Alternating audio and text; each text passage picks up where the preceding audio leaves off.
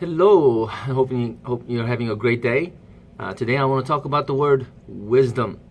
I want to talk about it mostly because in my lifetime, I'm in my 50s now. I mean, not many people, if I could count, I think my children think I'm pretty wise and knowledgeable, but people have never come around to me and said, man, Andy, you're so wise. It doesn't really bother me because I never saw myself as a wise person, but it was always an interest for me to understand what wisdom is. Because the word that people have used to describe me that starts with the letter W is not wise or anything like that. It's weird. People always thought I was weird. I understand that. I don't think like a lot of people do or act like a lot of people do. It's no wonder that my church doesn't really grow because I surely do not have a personality like a lot of the other pastors do. Anyways, so let's talk about the word wisdom because, since I have never really been called wise, but I like to look into the word. So I went to Wikipedia, and I really like the definition that was given in Wikipedia. Just in the beginning, it says that wisdom is the ability to think and act using knowledge, experience, understanding, common sense, and insight. Those 5 things. And I think that's really good. Now, those are the things that, I was taught growing up as well. If you just look into the dictionary, you get this kind of definition. When I was in seminary, I took a Hebrew class, and actually we, as a class, looked into the word wisdom in Hebrew. Now, I'm not 100% sure, the classes you take in different universities, you go to Jewish school, Christian school, I'm sure you're going to get, different definitions to different words. But when I learned the word wisdom, the root word for wisdom in Hebrew, it comes from the instruction that God gave people when they were making the robes for the priest for the first time. God gave the instruction on how to, make the robes. Now, the root word of wisdom is the ability, right? The ability to follow, follow the instruction. Right? So wisdom is not just understanding what is the right thing to do or the way of life, but it is also the ability to follow through with what we have learned in life. Right? And I think it's a better way of looking at it because a lot of people misunderstand wisdom with knowledge or wisdom with age or wisdom with just the way people are. Some people they just look very wise because they're soft-spoken. They walk slower. They smoke a pipe instead of cigarettes. Who knows? I don't know. But the way I act and the way I dress, definitely, it doesn't shout out wisdom. Anyways, let's look at that once again. Wisdom is the ability to think and act, or to follow through with knowledge, experience, understanding, common sense, and insight. And I think those 5 things are totally necessary in order to be, wise in life. You can't just have knowledge. The Bible actually says knowledge puffs up. Because if all you do is study and have an understanding of what other people taught or into study all the time, you don't really have a common experience of life, so you lose a lot of common sense. So if you listen to some of the things on YouTube put up by some professors when they talk about justice, when they talk about politics, and sometimes I have no clue what they're talking about because I think they just lost common sense because all they do is study. You go to school all your life and you get a job at school, and that's it. Just go to school, go home, go on vacation, have a good time. It's good that a lot of people have a lot of knowledge, but without other things such as insight or common sense or understanding, knowledge is nothing. And so, I met this old man from Cuba. He came to the United States back in the 60s or 70s. And, when I talked about the fact that, hey, Cuba, they brag about the fact that like 99% or even 100% of their citizens could actually read. And he was smiling at me, and he basically said well, we shouldn't really brag about how many percentage of people could read, but, we should talk about what they're reading. Because a lot of the books are not allowed in Cuba to be read by a common people. So definitely they're brainwashed to think one way because they can't really have an open mind to have other kind of knowledge. So if you only read a book about Christianity, then we don't really know that much about other religions, so we don't really have an understanding of them. So how are we going to be able to associate or to even evangelize or to even get along with other people, right? So it's not just about knowledge. You have to have some kind of insight, and Bible says if you have a fellowship with God, if you fear the Lord, then God will give us an insight, and I believe that. So I think it is necessary to have that fellowship or the relationship with God in order to have some kind of insight, understanding, and another thing is experience. Experience is very important to having wisdom in life.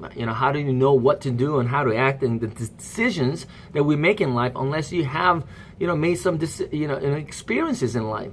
So if you look at the story of the prodigal son, you could say, hey, the older son was very good because all he did was follow instructions of his father. He listened, just like how Proverbs says, obey your parents, I guess, or listen to them. Listen to the instruction of your father. And that's all he did. All he did was, yes, I will follow you. I will clean the house. I'll take care of you and that. Knowing the fact that when his parents are gone, that he was going to inherit all the assets of his parents. On the other hand, his younger brother looked at the world and said, I got to get out of this place. I want to go see what the experience is like in the world. So, you could say that he was foolish to take the money and leave the house at such a young age. But, I always thought, man, well, kudos to him, I mean, he had the guts to just go out and experience life, because experience is very, very important. I've been a pastor for, a long time. I've been inside of a church all my life. I never missed church. But, just studying the Word of God and going to church and whatnot, I can't make a living on that, once again, because of, I don't know, I suck at, organizing church like a business. I don't know how to do that. Some people are very good at making money and organizing their business. I have no idea what to do. But I love the Word of God and whatnot. But in order to make my way to make a living and whatnot, I have to be a tent maker. Not literal tent maker, but like how Paul was. He was, working to make money for himself. And I did that, man. I think I had about at least 10 jobs, different jobs. And one of them was actually being a hard laborer at a construction site. I lost 50 pounds at one time because I was working 8-10 hours a day for 5-6 days a week, just doing hard labor. And one of the reasons why I took that job is not because it was making me a lot of money, because it really wasn't. At the end of the day, after paying taxes and paying for my gas, I think I was making like $25 an hour. But that's not the point. Point was, I had an experience to hang out with a lot of people who are laborers too, so I got to know them. So in order to have an understanding of, hey, what do you think about, illegal aliens? What should we do with them and whatnot? I think I have a better understanding of it because I spent a lot of time, about a year and a half, spending time with a lot of Hispanics and Guatemalans and whatnot. So, in order to have great wisdom, you got to have not just knowledge, book knowledge and whatnot. That's easy. Book knowledge is easy. You have to have experience. You need to be open-minded and to have understanding, insight, and whatnot. But more than anything else, I think what's important, the Spirit of God thing, people say, how do you explain Spirit of God and whatnot? I think part of it is common sense. Common sense. I think that's really important. My son, when he's in high school, and last year sometime he was in a classroom. There was this guy who was kind of like a bully. He was making trouble. He was not cooperating at all. I mean, he does that a lot of times, but one day he was, especially going kind of out of the line, if you will. And he was disrupting the class and whatnot. At one point, when the teacher told him not to do something, he wouldn't listen.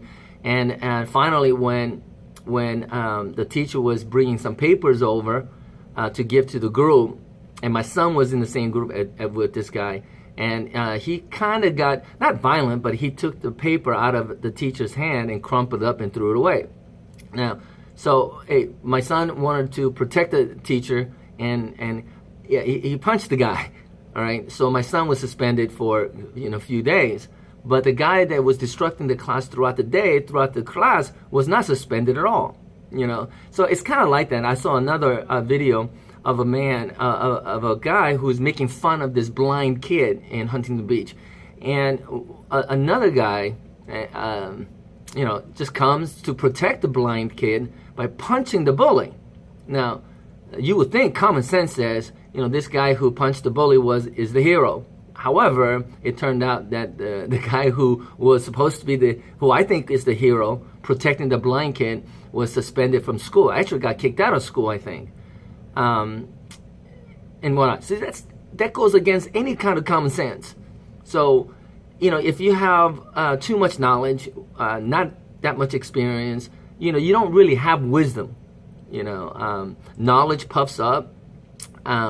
Insight comes from, fearing the Lord. Bible says you got to have common sense. You got to have understanding. You definitely have to have experience. That's why Paul says in Romans 5, it says, when you struggle in life, when you go through tribulations in life, you got to rejoice in them, because when you rejoice during tribulation, you would gain perseverance. And when you persevere, you would have experience, more like character. Then you will gain hope. So experience is, I think, also very, very important.